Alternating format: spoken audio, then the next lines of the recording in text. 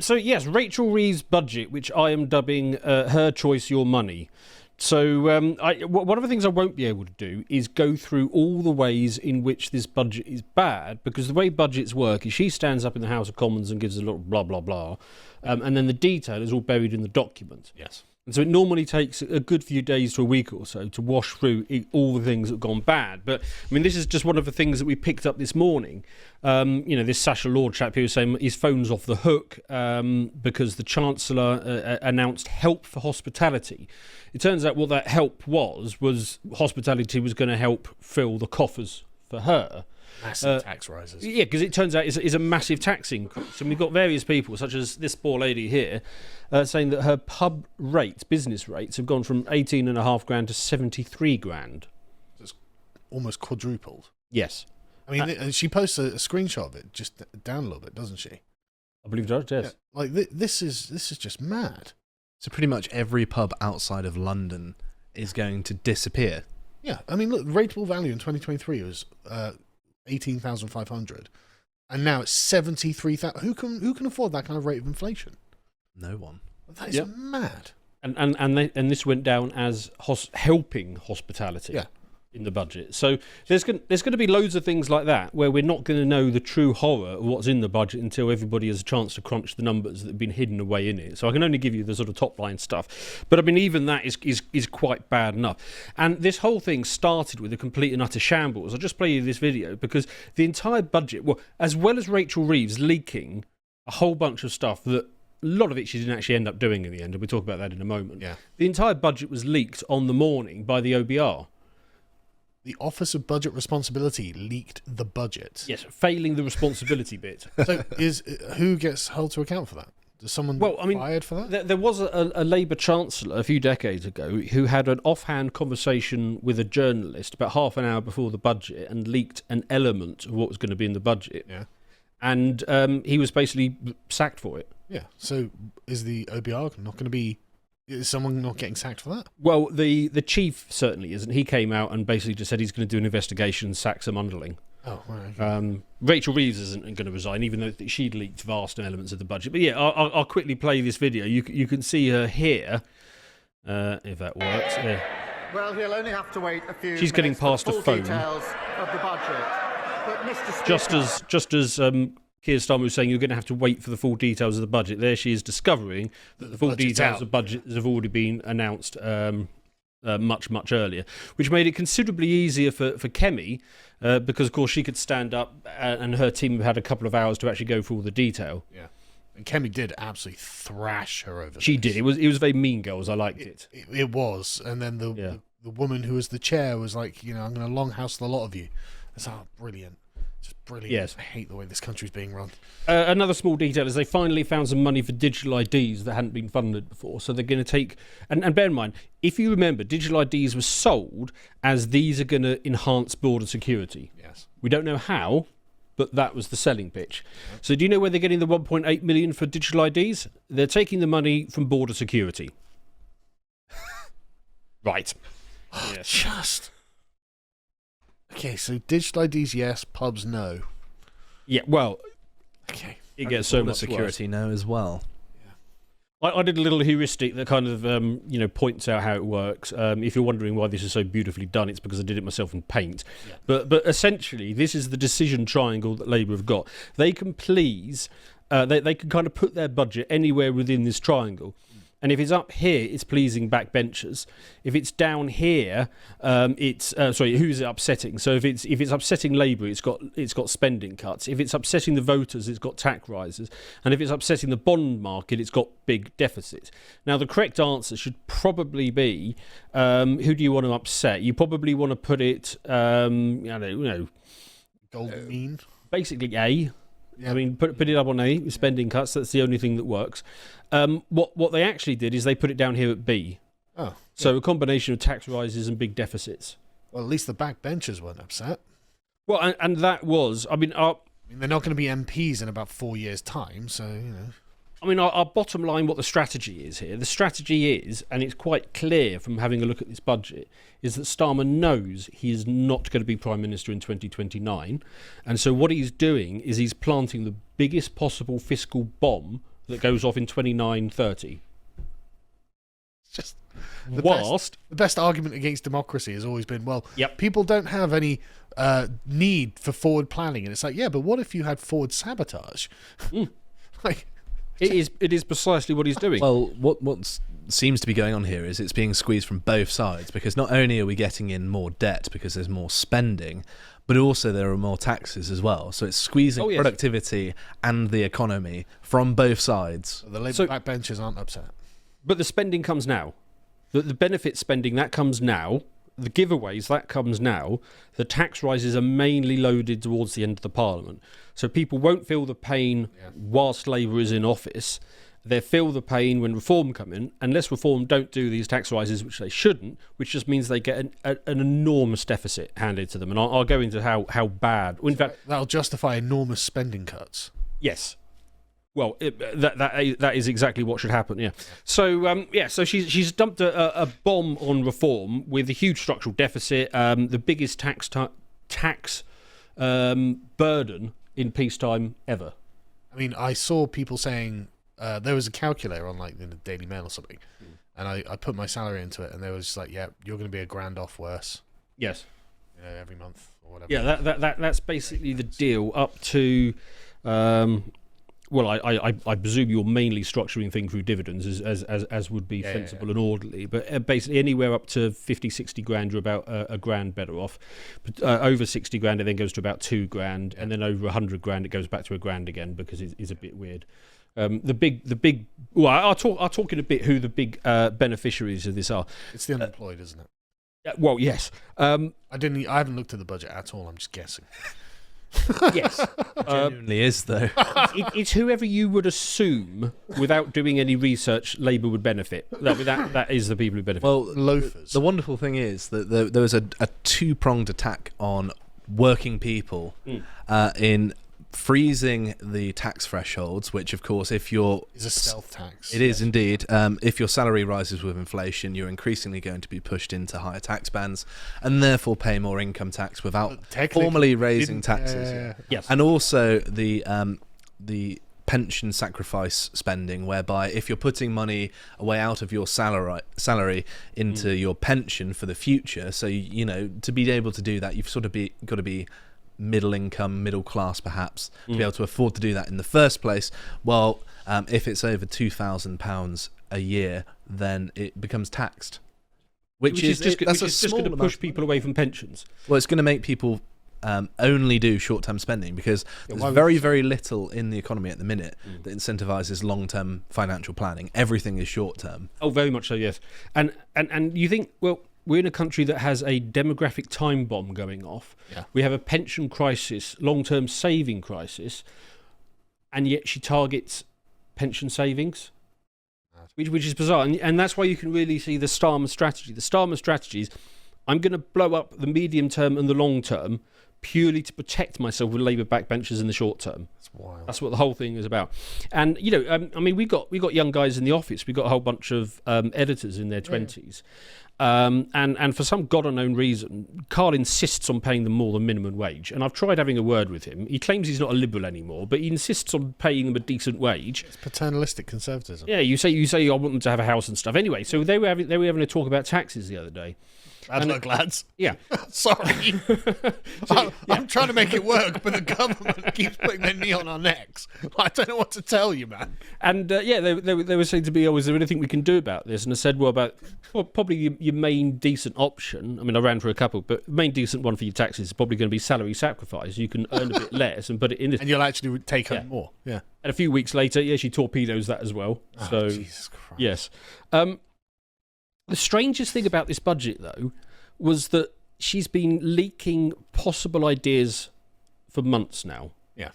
And, I mean, it was things like exit taxes and extra capital gains and extra taxes on hiring. Strategy, right? Well, so if she's like, oh, there are going to be exit taxes, and doesn't do it, then everyone's like, oh, actually, it's a lot better than we thought it was going to be. Well, that's a really bad strategy, because wealthy people don't wait for the exit taxes to be put in place. There was one billionaire who dodged the other day. Oh, there's a few. I know, but there was one high-profile one. And he's like, yeah, no, it's the inheritance tax. I can't stay here. I interpreted this as more of her not really knowing what to do, and so she was leaking things to see how people react. I think it's more that than a strategy. I think it's incompetence rather than tactics. I mean, Leo If pointed it out. I were the one doing it, it would be a strategy. Yes. Right. So Rachel Maybe Reeves that's true. considering a 20% tax on the assets of people deciding to leave the UK. Yeah, well, come and get it. You know, this is the guy I was talking about. So this is Lashkam Mittal, and he's the seventh richest man in the UK. He's an Indian billionaire who came here in about 2000 when he was already a billionaire. And he's basically been bringing money into the UK because he decided this is a nicer place to live than India for whatever reason. And it turns out not to be true anymore. Well, yeah, and I'm all in favour of encouraging people to remigrate, but you don't start with this guy. Yeah, if we're going to have immigration, I will tolerate billionaire immigration. Yes. Just on the raw, numbers of the dozens. So he's paying about $3 million a year in taxes. And that's Get that from the pubs. Was that? We'll get that from the pubs. Well, yes, quite. But they and $3 million, by the way, that's an average year. I mean, he bought some property off the royal family, I think, a while back, and he paid like 18 million in taxes that year. Yeah. So he's actually the kind of immigrant that you can tolerate, because even on a quiet year, he is doing the job of about 600 to 700 average taxpayers. Yeah. That burden has been lifted. He left. Now, why was he the seventh richest man in the UK? Because the other seventh richest man left about 2 months ago. That was a Norwegian billionaire, loads of money in North Sea oil, and so this is the staggering genius of Rachel Reeves, is that she delivered a budget that does harm, and I'll talk about that. But she also managed to do the harm of about 3 or 4 other bad budgets. The stuff that she didn't even do. I don't mean to laugh, but it's so stupid. Like if you made it up and wrote like a screenplay of it, Or you wouldn't get away with it. Exactly. People are like, well, that's ridiculous. That's the big problem with fiction, is it needs to be believable. Yes. Well, the thick of it was actually more sensible than a lot of what goes on in modern politics today. Yes, because they were flip-flopping in the background. They weren't flip-flopping in public. So she managed to cause capital flight Without other measures. doing anything. Yeah, without actually doing anything. She managed to cause hiring freezing, cancelled investment. I mean, I could go through. I won't, but I could go through a whole list of businesses that said, "Oh yeah, we were going to invest this money in the UK and expand this, do this. We're just cancelling it." So she managed to cause capital flight, hiring freezes, cancelled investments, and it was based purely on rumour. And she didn't actually even do them in the end. I mean, to my mind, this is a rare talent. And her defence was, "You're mansplaining at me." Yes, Like just. They're only. I saw literally the New Statesman podcast or something going, well, I mean, there was a lot of misogyny directed towards her. It's like, not enough. yeah, yeah. Like, sorry, if you think this woke nonsense is going to be a sufficient defence for what she's doing, you are having another thing coming. Like this. Sorry, go on, Karen. I'll quickly run through the list of who she punished and who she rewards. You have to watch my Brokenomics, which I'm filming this afternoon, which will be out on Tuesday if you want to go into more detail, because I just haven't got time in a segment like this. But people, she's just carpet bombing everything. Yes, just don't have time. Let's fly in the B-52, shall we? So she punishes homeowners, drivers. There was an EV tax. So yeah, everybody buy an EV because you have to save the planet. Right, now don't buy an EV because now we're going to tax it. Yes, it's because fuel duty collapsed, didn't it? Because lots of people bought EVs because the government incentivized them buying EVs, and then all of a sudden they this is genius. This is the thing that government does not understand. When you tax something. Like, so, for example, we tax speeding and cigarettes because we don't want people to speed. We don't want them to buy cigarettes, okay? Yet we tax work and driving and all of these other things, and they expect it to have no effect. So she taxed, homeowners, drivers, savers, pensions, online shoppers, because, of course, there's a bit of revenue hiding in your Amazon package. That needs to be done. Landlords and the self-employed, all of those were the big ones hit. Oh, plus pubs, which we found out this morning. So she also had a raid on anything productive in this country. Yes, she also had a raid on online gambling and tried to frame it as a moral thing. Yep. Just like, well, these people are, they're exploiting people, but then left So are you. brick and mortar gambling untouched. Amazing. yes. Interesting, isn't it? It's funny how morality is that selective. If you're gonna gamble, make sure you turn up in person. It's more fun that way, anyway. Who did she reward? Labour mayors, they got a chunk of new cash. So they're getting billions more. Sadiq Khan got more money. Yeah. Great. and the other ones. Andy Burnham. Large immigrant families were probably the biggest winner, and I will come back to yeah. that in a The moment. 2-child benefit cap thing is disgusting. Well, if you're disgusted with it now, let me come to my numbers in a minute. No, it's not going to get worse. Benefits, green grants, and bureaucrats. And after that list I've given you, bear in mind she described it as a growth budget. Which is... I just don't understand. I mean, oh my God. Literally just the worst things you could have gone for to pay for the things that we basically don't need. And also, she gave lots of money to Scotland. Another thing we basically So she raised 26 billion in taxes. And actually, your point that you made earlier on about the tax bans, when you factor in even modest inflation and just taking it out to the end of this parliament, really it's a 40 billion tax increase, which is the same as the last budget. That was also a 40 billion tax increase. Mind you, I didn't include the inflation in that calculation, but fine. So we've had 80 billion of extra taxes, and yet her black hole keeps getting bigger. Because she can't understand that the Laffer curve exists. Yeah. She doesn't think that anybody is going to leave the country. Like any responsible journalist should literally ask her, could you explain the Laffer curve to me, Rachel? Yes. Like that would be the thing to ask her. Yes.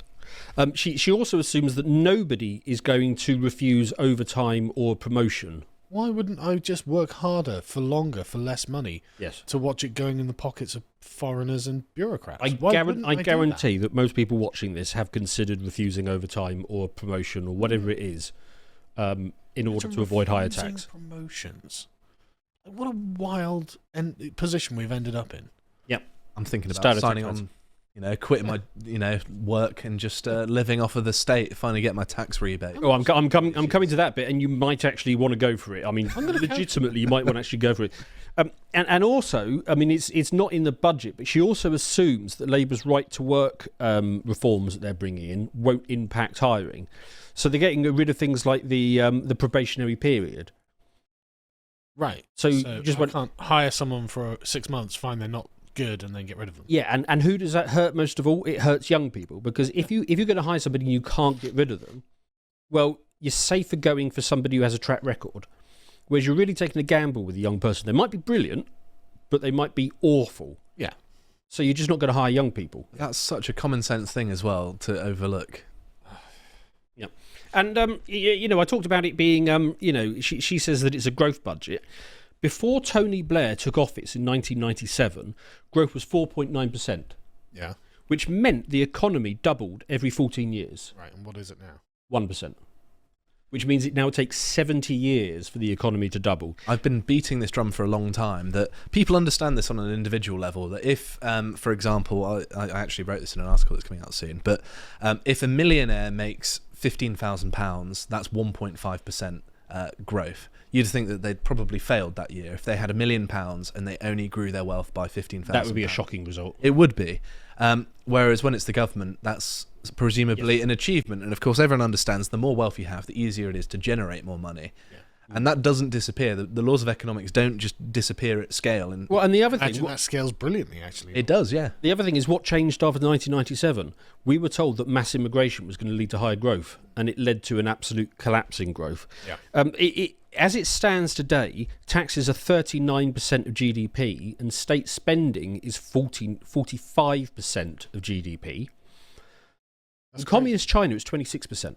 That is just mad. For every pound that is in the British economy, the government spends 45p. I use the analogy of when we ran the British Empire at its height in the 1920s, tax rarely exceeded 25% of GDP, and we ran a quarter of the world's landmass and population from Westminster. Before 1905, for the century before that, it averaged about 15%.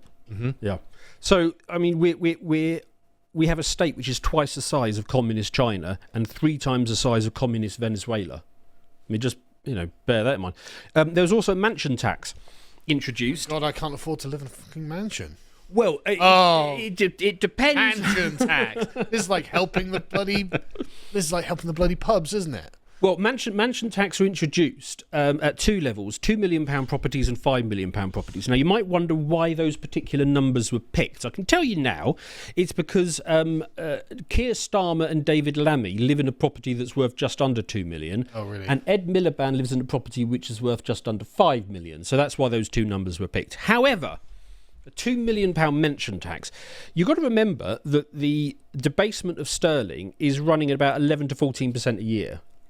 So just run that forward. It means in 14 years, the average three-bedroom house in the south of England should be worth £2 million. Jesus. Yes. So everybody will be paying this mansion tax, and your kids, give it another 14 years after that, your kids will be paying a mansion tax on their starter flat. So on a long enough timeline, we all become Zimbabwean millionaires. Well, it's basically the story of higher rate tax all over again. So higher rate tax was introduced in 1988, and at the time it only hit about 2 or 3% of earners. Right. I mean, even a lot of Premiership football players didn't pay higher rate tax when it was introduced. I mean, that's partly a function of Premiership football players earning less at the time, but still, it was a very select few group of people in 1988 paid high rate tax. And now it's going to be, it's already over 15%, and it should get to 25% before the end of the decade. So it's basically the standard rate is now the higher rate. So the mansion tax, it is going to be that all over again. Oh, great. Now, going back to my original point, couldn't they save the money elsewhere? If you took the welfare bill, just the disability welfare bill, back to pre-COVID levels, she'd wipe out this black hole that she keeps talking about. Right. Because it's gone from 15 billion to 50 billion. Well, a quarter of the country is apparently disabled now, which I don't see. 1 in every 4 people going around in a wheelchair. So Yep. I presume that there's some fraud going on. Probably Here. wasn't that bad off the Battle of the Somme. No, Yep. of course not. And that 50 billion will probably be rising to about 70-something billion very soon. And Robert Peston had this observation. Over the next 5 years, the OBR is forecasting that welfare spending will rise from 70 billion to 400 billion. It's not the next 50 years, guys. Next 5 years. 5 years. Sorry, there's light on my screen. Not 50 years. Not, Yes. 100 years. Yes. 5 years, welfare spending will go from 70 to 400. If any of you can't see that this is unsustainable, if any leftists have stumbled across this channel and you genuinely can't see that this is unaffordable, I don't know what to It's say just to you. mad. Where's a lot of that money going? Matt Goodwin points out that 500 immigrants a day are now signing up for welfare benefits in Britain. So we're just importing people, 500 a day, and basically giving them a free house and benefits. And we're already spending over £1 billion a month on foreigners claiming welfare. Yes. And for those of you like Bushra Sakra who can't understand per capita, yes, more natives are going on welfare every day. So something in the region of 1,000 to 3,000 people a day are going on welfare because they're just saying, what's the point? What is the point?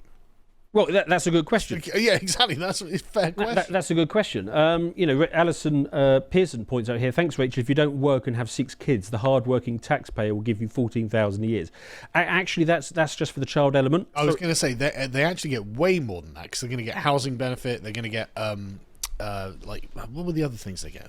Like, I don't know because I don't get. Well, shall I run you through it? Yeah, please. This is the highlight of the segment. This is. I ran through the calculations, and I did these manually, and I couldn't believe the answers it gave me. So I then went to 3 different AIs and got them to run the numbers.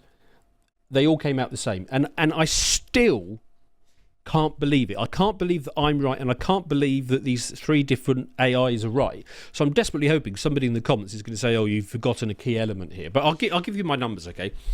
So let's assume you're on welfare and you've got 6 kids. So child benefit, first of all, £112 a month for the first kid, and then it's £75 a month for the following kid. So that's close to 500 quid you're getting for that. Universal credit child element, that was the bit that became uncapped. First child, £333. Additional child's £289 each, so that's another almost £2,000 a month. The £2,000 a month? Yes. The universal credit basic allowance for a single parent, that's £400 a month, or if you're a couple, it's £600 a month. Then you've got to look at the housing element So as we're well. at nearly £3,000 a month now. You look at the housing element, Yeah. a 4 or 5 bed house, which you will get with that many children. I mean, realistically, you're looking at somewhere between 1,200 and 1,500 a month in benefit that will give you, depending on where you live in the country. Yeah. So let's just assume a midpoint of that. Then let's remember that you get 100% council tax relief. Of course. So let's tot Which it is all up. unbelievably expensive. Yep, we tot it all up, £4,008 a month. Right, now that is annualised an income of £48,000 a year.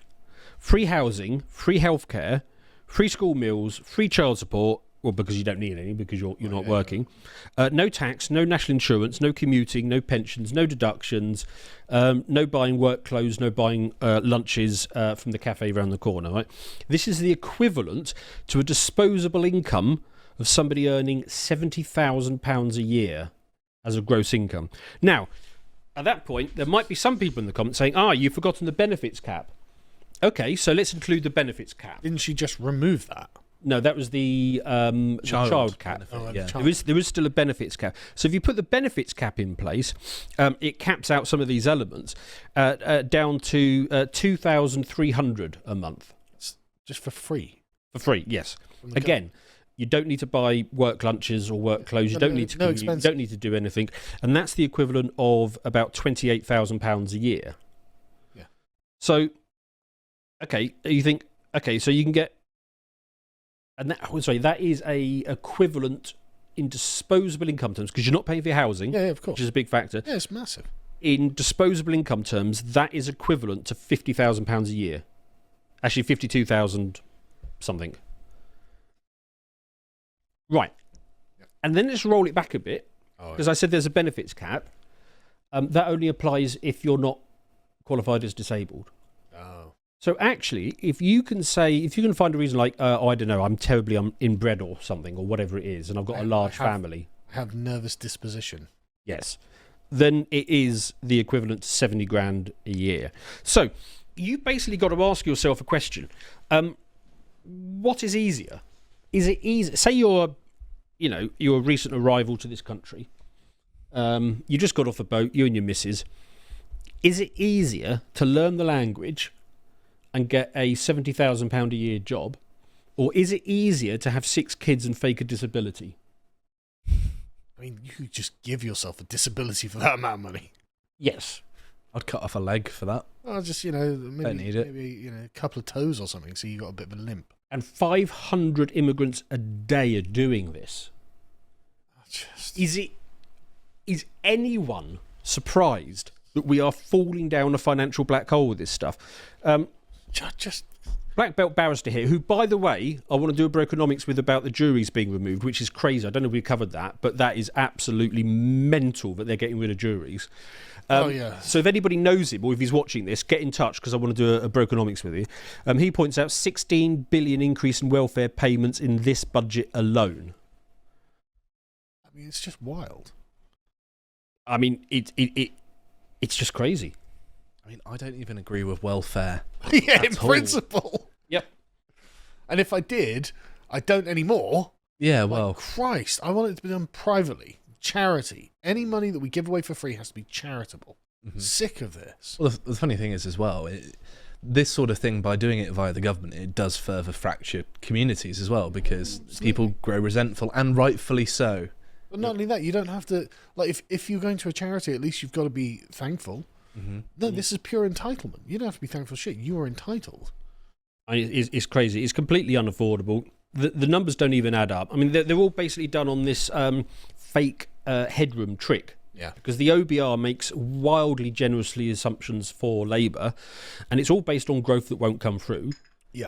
It's all based on people not changing their behaviour. So the state that this country is going to be in when reform take over, does Nigel Farage understand the absolute shit pile, the amount of work he's going to have to be ready to do from day one? If he doesn't, I mean, we've got real big problems coming down the track. God, I just can't believe how bad this is. It is a bit mental. If you would like to watch the full uncut version that is also uncensored, head on over to lotuseaters.com to find out more.